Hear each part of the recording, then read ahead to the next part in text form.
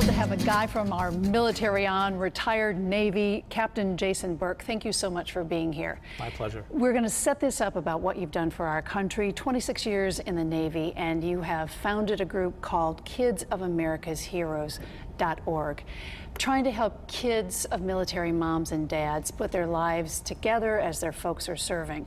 But first, let's talk about you, shall we? All right, Navy. You end up as a pilot in the Navy. How? Well, I didn't come from a military family. Not at all, nobody. Not at all, no. I'm the youngest of three boys, growing up in Philadelphia. I was in the Boy Scouts. We went out to Philmont, New Mexico from Pennsylvania for a backpacking trip with the Boy Scouts, stopped at the Air Force Academy, picked up a catalog, and from then it was kind of history for me. So you wanted to be a pilot? I did want to be a pilot. I did, and fortunately I didn't study that hard the rest of my high school years, so my eyes stayed good. And I got accepted into the Naval Academy via the Naval Academy Prep School, which is just right up the road in Newport, Rhode Island, as I got out of high school. So my grades weren't that great as far as to get into the Naval. You don't have to reveal that, by the way. Yeah, you know, I mean, relatively speaking. So they offered me the Naval Academy Prep School. I did that for a year as an enlisted sailor, and got accepted to the Naval Academy, and through the Academy, I was able to get into naval aviation. And you flew planes that landed on aircraft carriers. I did. And we were just talking about that before we went to tape. The first time you do that, that's got to be a little frightening. It was one of the most scared times of my life, looking down at the aircraft carrier, which looks like a little toy in the water. Yes, this small. Just, you know, and I think it's, you know, a psychological effect to see if you're going to make it, just to orbit overhead the ship.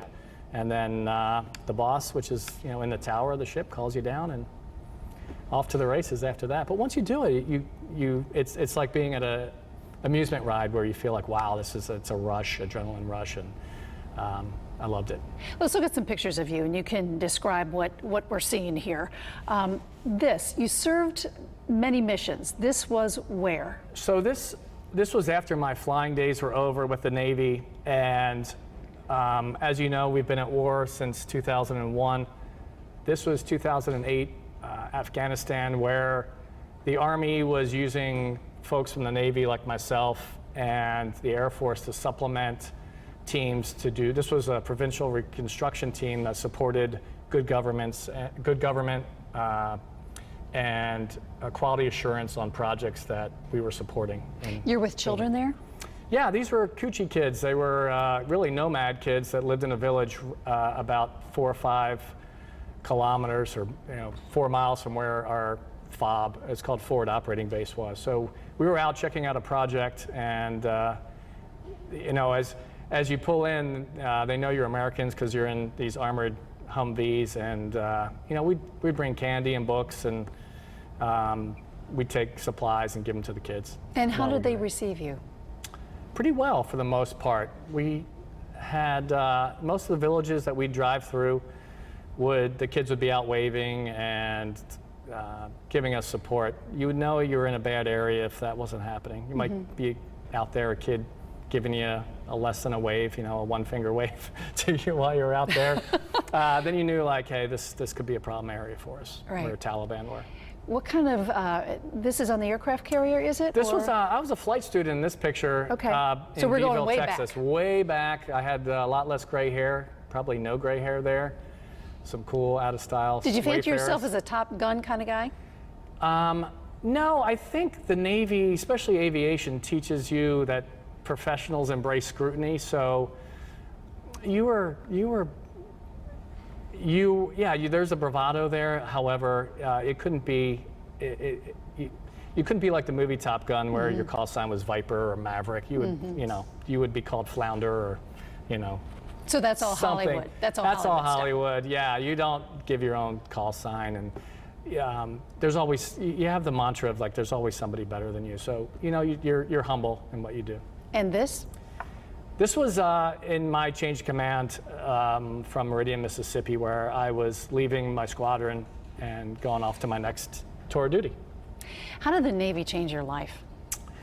Because you made it career, 26 years in. I did, and I didn't expect to do that when I was at the Naval Academy. And you know, life happens. It kind of how it got me toward COA anyway was you join to fly aircraft or drive a ship or submarine or be a Navy SEAL, and you know, life happens while you're there. So you meet someone, you get married, you have children, you try and... Which you did, you have two. I have two children, yeah, and you try and plan it around while you're on shore duty. Other services are a little bit different, but with the Navy, you typically it's a sea duty right when you finish training, 3 years, and then 3 years of shore duty, 3 years back to sea, and then it changes a lot since then, depending on how your pipeline. So you have this military life, you have kids now who are teenagers. Right. You're married. Kids of America's Heroes. Why did you put this together? What was the need? So I'm co-founder with Maria Phillips, and as we met and discussed how we could do something a little bit, you know, different, right? That would serve the community and the veteran community. So as we did some research, we looked at, there are a lot of entities, government entities, non-government organizations, charitable organizations that support veterans, disabled American veterans, wounded warrior, entities like that. So, and it's great. I think they should be there to support the veterans, but you know, how better to support a veteran than support their kids while they're deployed. Because when you or go while to they're out war, of town. they do too. They do, absolutely. And as Maria did the legwork on the research, we found out that there were no organizations that advocated or educated communities, schools on what the culture of military life is and how it affects school-age children. And how does it affect them? In many different ways. And just a quick background that, you know, we've been at war for 15 years, since 2001, as I mentioned. And we don't use the draft anymore. That went away in 1973. So it's an all-volunteer force. And in World War II, 1 in every 8 persons served in the military. Now with population growth, all-volunteer force, technology, it's 1 in 200 serve in the military. So communities have kind of morphed to be disjoint from their military and the military community. So one, it's an education piece or a lack of education piece where communities don't know what the military culture is and what families go through. 2, with the all-volunteer force and combat operations going on, this country has utilized the National Guard and Reserve forces more than any time in its history. With multiple missions. Multiple Yeah. deployments, multiple missions, and Connecticut's one of them. The Connecticut National Guard's been deployed quite a bit over the last 16, 15 years. And they're individuals, men and women, that aren't typically live close to military installations. So they live in the community. Their kids go to school, and the schools may never know that there are kids that are struggling with parents that are... So if you're near a base, it's a whole big family and everybody's helping everybody. It is. And so these families are all over the place, as you're saying, unto themselves. Right, yeah. PTSD is huge, and you talk about many deployments, and it's a huge problem in this country. Are we taking good enough care of our vets when they return, do you think? I think it's gotten better, and part of it is on the veteran side as well, because it's a warrior culture. So when I redeployed, got back from Afghanistan, we came back through Kuwait, turn in all your gear, your weapons, and then come home. And you saw chaplains and psychiatrists and talk, and no one was really going to say, yeah, I think I have an issue, because I didn't want it to affect my career. I don't have PTSD, but there is some anxiety I can feel, and I know people with PTSD and that have told me that they wouldn't tell anybody because they don't want to affect their career or show weakness. So part of it's from the military side, but I think over the last 5, 6, 7 years, I think it's gotten a lot better. I work closely with individuals at the VA. We have professional development workshops where I work that bring in folks from the VA, and the education is out there, the largest group right now that the VA sees with PTSD are Vietnam veterans, believe it or not. So that education Still. has got out there. So they're getting the treatment. But they often don't see 40, it. 50 years later, but they're still doing that. And so I think there is progress with PTSD and traumatic brain injury, even though I think we're still, as a medical side, is muddling through how that affects. And it affects the kids too, right? So there is anxiety, there is depression, there's microaggressions associated with that affect family life, may result in divorce after deployment. Hey, my parent is home, yet they're fighting. What's going on? And that's part of what COA is about, is educating the communities on how some of these nuances affect these military-connected kids. So how can people help Kids of America's Hero, or COA?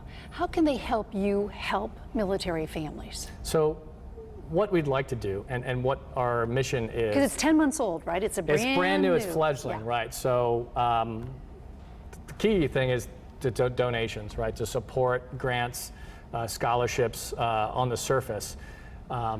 Beyond that is being able to, recently, every Student Succeed Act was a morph of a 1965 policy approved by Congress to support students. And just this past year, it morphed. And it's probably about 150, 60 pages. Well, there's only a small section on how we track military students, right? K through 12.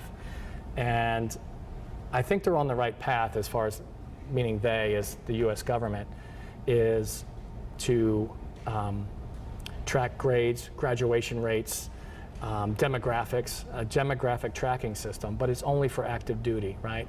So I mentioned that we've got reservists, National Guard members that are in, really, they could be in extremis as well, that we're not tracking. And I think what COA looks to do is to lobby for that, to expand that to National Guard, reservists, and be able to track that. Students that are, how they're doing in math and STEM programs, science, technology, engineering, and mathematics, and how are they succeeding compared to their civilian counterparts.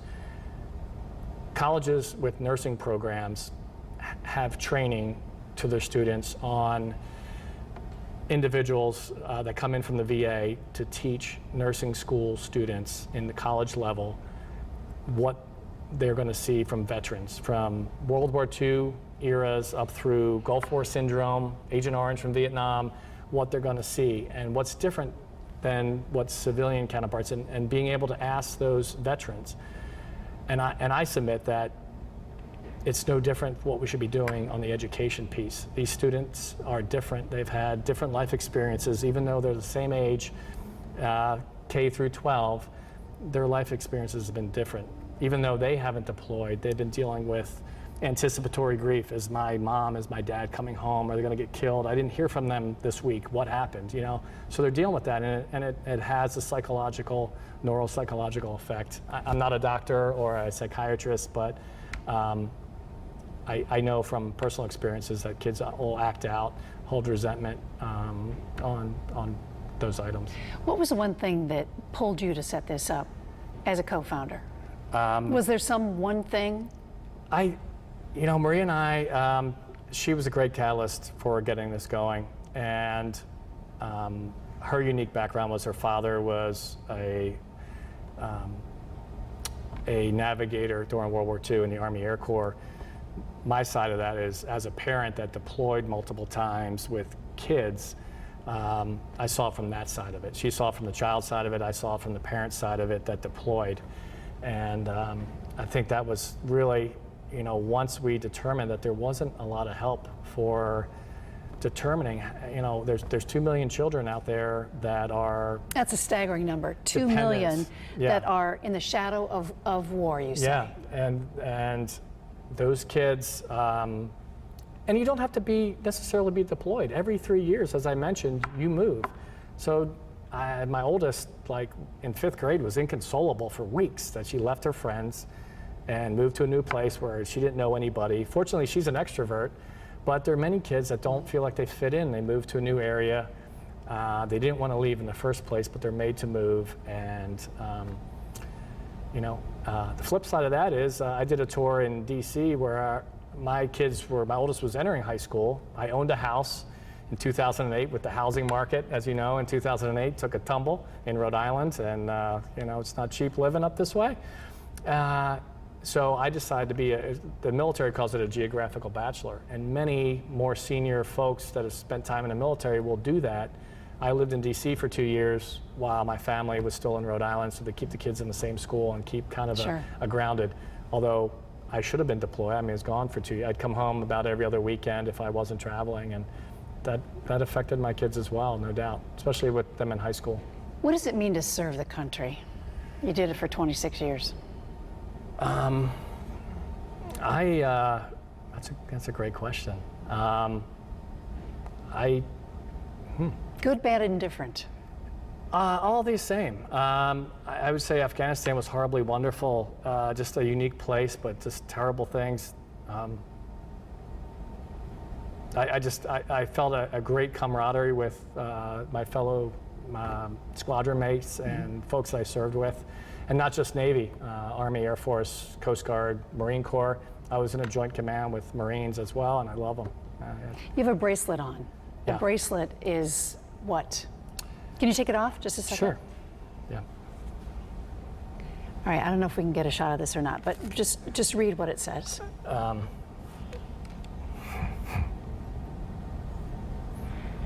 You lost a guy. 2, yeah. 3, really. Yeah, one was an interpreter. And what happened on that mission in Afghanistan? They were in a lead vehicle,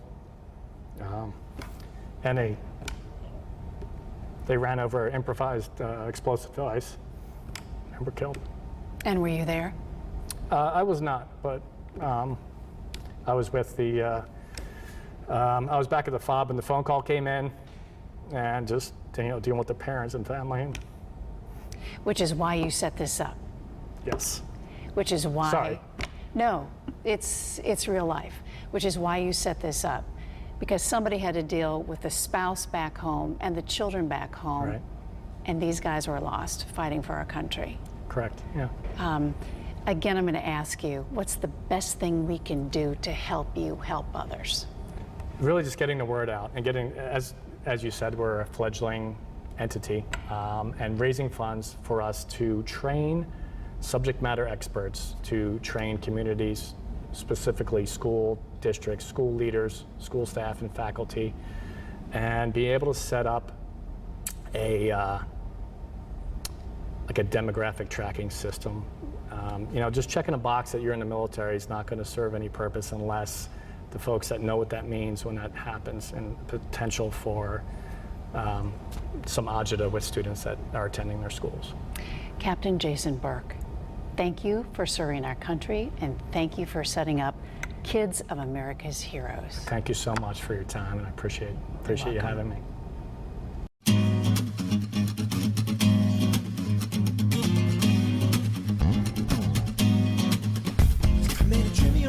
When one this in, who's this girl? Spend all night kissing, and the bump is right here, then who else is missing?